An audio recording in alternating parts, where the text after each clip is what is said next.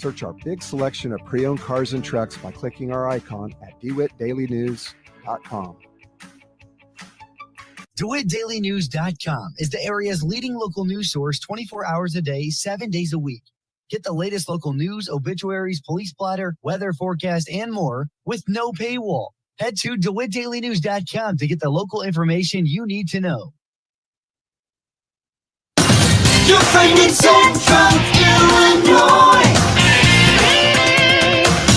WHOW. Top of the morning. Thanks for being with us. I'm your host today, Seth Lawrence. The WHOW Morning Show streams to Facebook and YouTube, brought to you by Peterson Insurance, your Pekin Insurance agent in Clinton. My guest on the Zoom today is Terri Miller-Casey, Extension Director in Logan, Menard, and Sangamon counties. Good morning, Terri. How you doing? I'm doing all right. You know, I'll make the joke. Can it get any hotter? Oh, as soon as you say it, Terri, it's going to. You know it is. I know, but it is Illinois. It's the summer, and it has to get hot because guess what's coming up this weekend? It's fair season. It is. Our Sangamon County 4-H show is this weekend, and you know it's summer because it's going to be nice and hot. Yep, no doubt. No doubt. Now, is the Sangamon County Fair kind of the kickoff to your three county fair season then? It is. It's our first one, and then it's followed up by Menard in July, and then at the very end of July, the 1st of August, is our Logan County Fair. It's our last fair. All right. So we've got Sangamon County Fair here this weekend. Tell us about Sangamon County 4-H Fair. What goes on? What's the layout, the weekend like? Give us all the details, Terri. Sure. So it's Saturday, June 28th. And it is at the Sangamon County Fairgrounds in beautiful New Berlin, Illinois. And it's running from 9 a.m. to 5:30 p.m. is our general project show. So for people who aren't necessarily familiar with 4-H, General Projects Day is when the kids bring projects they've been working on all year. They would have joined a 4-H club. They would have gotten a project book and things they were interested in, whether it be photography or art or maybe woodworking. And then they'll work on their project and they get to show it at the show on Saturday, talk to a judge who will ask them about their project, get to know the kid a little bit, ask them what worked, what didn't work, what might I do different next time, talk to him a little bit about the information in the project book. And then at the end of the fair, you get to see everybody's projects, and the public is more than welcome to come see. I always say, if you want to have a good feeling about the future, come to the 4-H show and see what these kids do. But we do have a public viewing from 4:30 to 5:30 p.m. That is Saturday at the fairgrounds. And we would love to have folks come see the kids' projects. They're really proud of them. They love to show them off. And so that is our general project show. And it will be like what I like to call organized chaos. There's kids and projects and things running around, and it's just so much fun. The energy it's great. Certainly is. Kids really work hard, Terri, especially the kids that are doing multiple projects. I've Yes. talked with fair kids in the past that are, they've done upwards of 6 to 10 projects individually. These kids put in a lot of work into some of these things that they're putting out there, and really putting themselves out there at the same time. Absolutely. And so we call it the conference judging system. So kids get a chance to talk to adults, learn how to communicate, learn how to explain, talking through how they worked on their project. We also during 4-H club meetings have opportunities for kids to do demonstrations and talks. We hope that each kid does one each year. And that gives the kids the opportunity to talk to people about what they've done, walk them through the process step by step. And those are really important life skills because as we know, day in and day out as adults, we have to communicate with others. We have to explain what we're doing. We have to talk about why we're doing. We have to talk about what the next steps are, what our plans are. And so this really helps prepare kids for that, the need that they're going to have as they enter adulthood to be able to communicate with other people. And it gets over their fears. When kids are new, it's a little scary, but our judges are very nice. They like kids. It's always good to have judges who actually like talking to kids.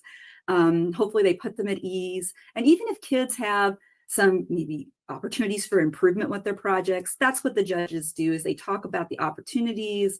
They give them some really great tips and advice. And so hopefully the kids come out of the process feeling really confident and just a little bit more, just a little bit bigger, a little bit prouder at the end of the day of what they've accomplished. Yeah, no doubt, no doubt. So when it comes to your 4-H numbers this year, Terri, how are numbers looking in terms of whether it's participants, projects? What does that look like for Sangamon County this year? Well, it's looking like we're going to be busy. That's what it's always looking like. Right. Yeah, we've got a lot of we had a group of young folks coming up, and that's just wonderful. And I've said this a million times, but post-COVID, people are really looking for opportunities for the kids to get out, to work with other kids, to do hands-on types of opportunities and programs. So we've seen a real increase in an interest. And as far as project areas, it seems like those kind of come and go.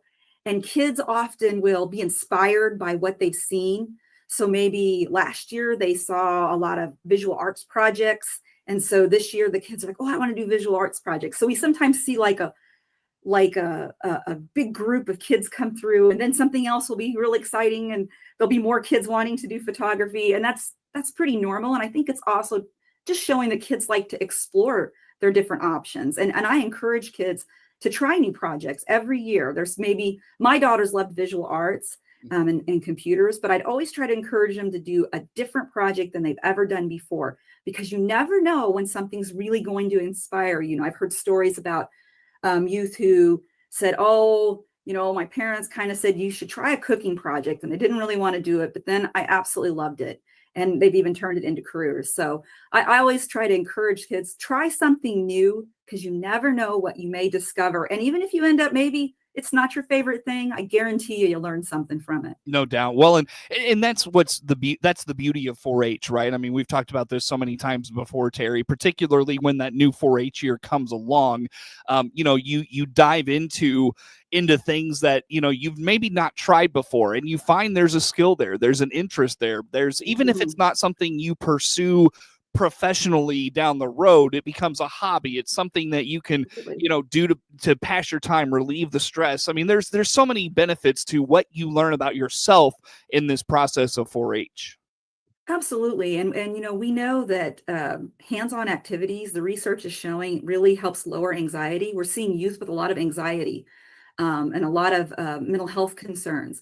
And we know that if they can do a hands-on activity, if they have some of these opportunities outside of the structured school, it definitely helps them. It helps them feel more confident about themselves.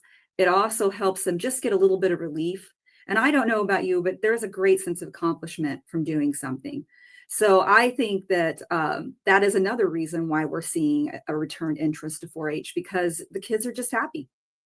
No doubt, no doubt. Well, Terri, so as the fair kind of just kind of gets comes up on us here for this weekend, just again kind of highlight how the weekend works. There anything special you do in Sangamon County? Like I know here in DeWitt County, they've got Ag Olympics that it's just kind of fun and games for the kids. There's some fun things going on throughout the course of the weekend. Do you do anything like that in Sangamon County? Oh yeah. We have a Sangamon County Foundation, and they are wonderful. They really help put on some fun activities for the kids. They do some of I call like the barnyard games, where the kids, go through the straw bales to look for slips that they can turn in for money, and they do a tug of war. Lots of fun, and they're going to return something this time. They're going to have a fun dance on the Saturday night, so that the kids can get to know each other, have a little social interaction. I will not be DJing because they wouldn't like any of the music I would be playing. But it's just an opportunity, again, for kids to socialize, kids from different clubs to get to cross paths and meet each other. So I'm really pleased that they're bringing that back. And they're also going to have a food truck. So that's going to be fun. We're going to have a food truck at the fair. Yay. Can't beat food truck food. No, I'm all about it. And of course, we have our livestock shows running both days. On Saturday, we have the general projects. But on Saturday, starting at noon, we've got the sheep show, followed immediately by the swine show, followed immediately by the goat show. And then on Sunday, we'll start the day off with the beef. Then we go right into rabbits and round robin. And if you've ever seen round robin, that is always one of my favorite events at a 4-H show. Sure. It's an opportunity for youth to show multiple species, so they can show that they're a master showman. So they'll do steers, they'll do the swine, and they'll also do sheep. So it's really test their skills. Very good. Do you do an award ceremony or closing ceremonies or anything of that nature, Terry? Yeah, usually on the Saturday before, we'll, especially with our general projects, we'll round out and recognize the kids, because while the kids aren't really competing against each other per se, they're just trying to do their personal best. We do have some awards for best ofs, so best of shows in different categories. So we might have a best of show visual arts, best of show for cooking, and that just recognizes those kids who maybe made the extra effort. And then, of course, the best projects in all areas get promoted to state fair, and those kids will get to show at the Illinois State Fair in August. Very good, Terry. Well, I'll tell you what, on that note, let's go ahead and wrap up on Sangamon County. Did I miss anything on Sangamon County Fair you want to put out there for us? No, it's just, again, all of our fairs, all the livestock shows are open to the public. And again, from 4:30 to 5:30 on Saturday, we'd love the public to come see the projects the kids have worked on. And even if you have never seen a 4-H fair before, we would welcome you. We'd love to show you what 4-H is all about. Easy enough. Terry, where do folks go? I know probably once fair season wraps up, you and I will chat about, the new 4-H year and all of those things. So where do folks find information on the 4-H year and 4-H, the program in general? Where do they go? How do they get that information? Sure. Well, the easiest thing is to go to our website, and that's extension.illinois.edu/LMS. That stands for Logan, Menard, and Sangamon. And you go on there and you can hit our project areas. You can go to events. You can see a full calendar of all of our events that are coming up. There's a contact area where you can reach out to us. And you can always call our office. Our Logan County office is 217-732-8289. And our Sangamon County office is 217-782-4617. Terry Miller Casey, Extension Director, University of Illinois Extension in DeWitt, in Logan, Menard, Sangamon counties. We talk Sangamon County Fair. We'll do Menard County Fair when we come up next with Terry on the WHOW Morning Show.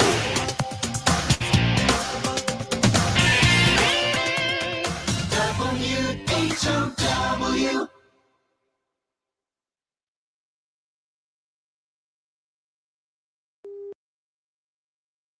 Let's check the opening numbers now at the Chicago Board of Trade on this Tuesday. Jim Taylor, RFD Radio Network. We start the day lower with corn, beans, and Chicago wheat. July corn opening 4.18.5, down 3/4. September corn down 0.5 penny, 4.17. December corn 4.33, down 3/4. July beans 10.55 1/4, down 3.5. August beans down 4 1/4, 10.57 3/4. November beans 10.41, down 6. July wheat opening 5.41, down 11 3/4. September wheat down 11 1/2, 5.58, and December wheat 5.81 1/2, down 11 1/4. July bean meal 2.82 even, down 40 cents, and July bean oil 52.27, down 97 cents. Looking at the opening numbers at the Chicago Board of Trade on this Tuesday morning. Jim Taylor, RFD Radio Network. Looking for a new Silverado? This is Scott Baum from Baum Chevrolet Buick here in Clinton. We have a good selection of new Silverado inventory. We have Silverados in 1500s, 2500s, and 3500s with several trim levels, custom, LT, RST, LTZ, and yes, even high countries. All our inventory is priced for our summer savings season. Baum Chevrolet Buick. Together, let's drive. BaumChevroletBuick.com right from the start. Symptoms can't wait? We have the solution. CEO Paul Scourin here from Warner Hospital and Health Services in Clinton. Come to our walk-in clinic inside our family medicine. No appointment, no problem. See our icon at DeWittDailyNews.com. DeWittDailyNews.com is the area's leading local news source 24 hours a day, 7 days a week. Get the latest local news, obituaries, police blotter, weather forecast, and more with no paywall. Head to DeWittDailyNews.com to get the local information you need to know. Trending Central Illinois, WHOW. Once again, a good morning. Thanks for being with us. I'm your host today, Seth Lawrence. The WHOW Morning Show streams to Facebook and YouTube, brought to you by Peterson Insurance, your Pekin Insurance agent in Clinton. Terri Miller-Casey, Extension Director in Logan, Menard, and Sangamon counties, my guest on the Zoom today. And Terri, we highlight the Sangamon County Fair in our last segment, Menard County Fair. One more time, remind me of the dates on Menard County Fair. Sure. Our shows are from July 15th through July 19th at the beautiful Menard County Fairgrounds in Petersburg, Illinois. Okay. So tell me about Menard County Fair. What goes on? What's kind of the layout of those 4 days? How about that? Yeah, so Menard's a little bit unique because we were talking about the general project show coming up this Saturday.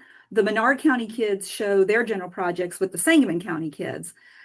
So they'll already have that all done, but the livestock shows they do in conjunction with the fair. And so on Tuesday, July 15th, they're going to start with goats at 11 a.m. They're so cute. Gosh, I love goats. They can be ornery, but they are so cute. And then we're going to follow it up on Wednesday, July 16th at 8 a.m. with the sheep. The sheep are cute too. They're just a little bit, they're sometimes stubborn. You think the goats are stubborn, but sometimes sheep, they can test you. Mm-hmm. And then our 4-H rabbit show is on Thursday at 9 a.m. Mm-hmm. Then our swine show is at 7:30 a.m. on Friday. We like to do that bright and early to keep our little swine friends from getting too warm. And then we do our master showmanship contest on Friday at 5 p.m., which we talked about earlier, where the kids get to show 3 different species of animals.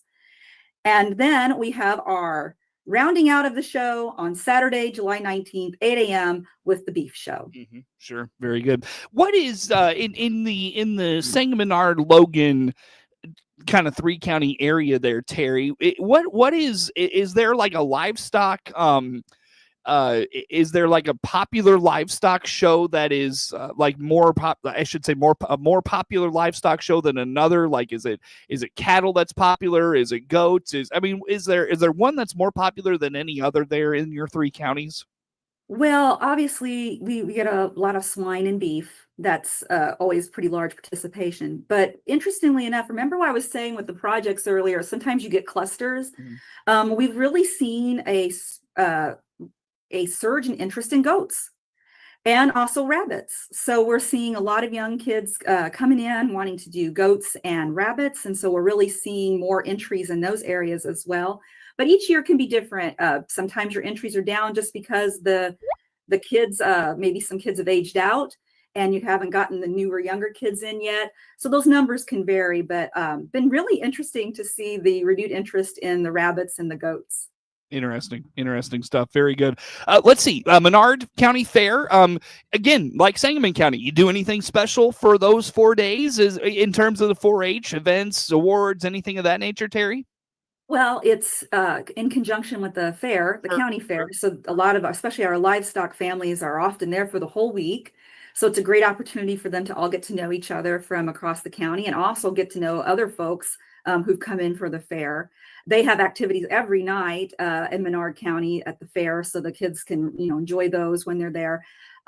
Usually we do something fun like a scavenger hunt, or we have different kind of fun activities for the kids so that if they're waiting for their particular project area, they have something to do, and also gets them out, gets them talking to each other, gets them meeting. Very good. Very good. So the county fair comes up again those 4 days. We said what, July 15th through the 19th. Is that right? That's right. That is our 4-H shows. Easy enough. Very good. Terri, I know that I think we'll catch up in August before Logan County, but did you want to mention anything about Logan County just in passing here this morning? Just that it comes the week right after we have a 1 week break, and then boom, we're right into the Logan County Fair. That's always an exciting fair. We have our 4-H night, which is always a big draw for the community to come in. And I just want to say that I'm very grateful to our county fairs for what they do and how they support 4-H as well. We're very lucky to have 3 counties with 3 very nice fairgrounds. that are very supportive of 4-H. And so just a shout out to our county fairs across the state. Yeah, has much changed on your fairgrounds? Have you had to make modifications in recent years, Terry? Well, we've been seeing that the fairgrounds have they've all been doing a lot of new things in Logan County. They've built a lot of great new restroom facilities. They've been updating a lot of their facilities.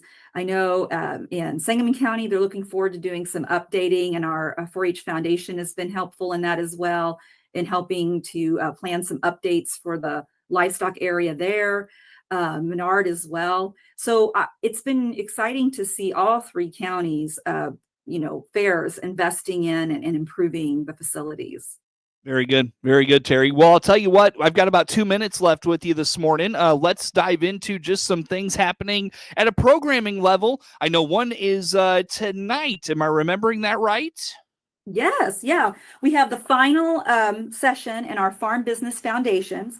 So there's still time to come. If you've got time from 5:30 to 7 p.m. tonight, and you want to go to the Sangamon County Farm Bureau, you can learn about risk management and succession planning. So I know those are topics that a lot of folks are concerned about. Risk management's always there. It seems like it gets more complicated every year. And then, of course, succession planning is very important, because we know that the average age of our farmers are going up. And at some point, the next generation is going to need to be prepared to help take on the farms and be ready to operate them for another generation. So this is a great opportunity to hear from some experts on those topics. Again, 5:30 to 7, Sangamon County Farm Bureau. There is a $10 fee for this event, but we would love to see you there. And that's Reagan's program, right? Am I remembering that? Reagan right? Tibbs, yeah, our commercial ag educator. And What's the it's been a response been like successful to that? series. I'm sorry. What's the response been like to that program? It's been good. It's been good. Cool. I think because this offers people a little bit more one-on-one. I love webinars. They are fantastic. They're great opportunities, but these face-to-face ones are often really helpful for local folks to make a connection to different experts who are right in the community. So I think people have appreciated having those in-person program opportunities. Very good. Hey, Terry, it's always great to have you. Enjoy the fair season. Stay cool, and we'll catch up in July. Absolutely. See you then. Terri Miller-Casey, Extension Director, University of Illinois Extension in Logan, Menard, Sangamon counties, our guest on the Zoom. The morning show streams to Facebook and YouTube, brought to you by Peterson Insurance, your Pekin Insurance agent in Clinton. Network news comes your way now. WHOW.